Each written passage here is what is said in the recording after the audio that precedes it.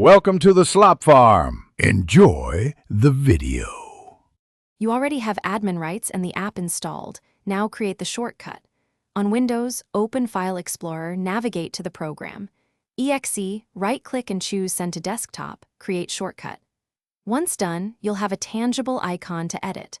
On macOS, drag the app from Applications to the dock or make an alias with Command Option while dragging. Make sure to name the shortcut clearly so you recognize it fast. Once the shortcut exists, customize it for faster use and reliability. You can right-click and open Properties to set Run as administrator, change the target by appending launch flags, or adjust Start In for working directories. Make sure to assign a keyboard shortcut if you want instant launch. Press the keys into Shortcut key on Windows.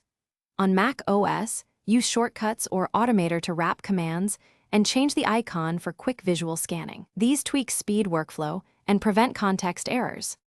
You're almost done. Test the shortcut thoroughly. Launch it normally, then test with Run as administrator if your app needs elevated rights.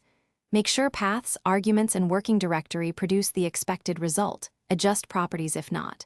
If a web shortcut breaks, recreate it directly from the browser or use a URL file. Troubleshooting tip: if a shortcut stops working after an update, rebuild it from the app's current exe or rebind the hotkey. That fixes most path and permission errors. Thanks for watching. Consider subscribing if we helped you today.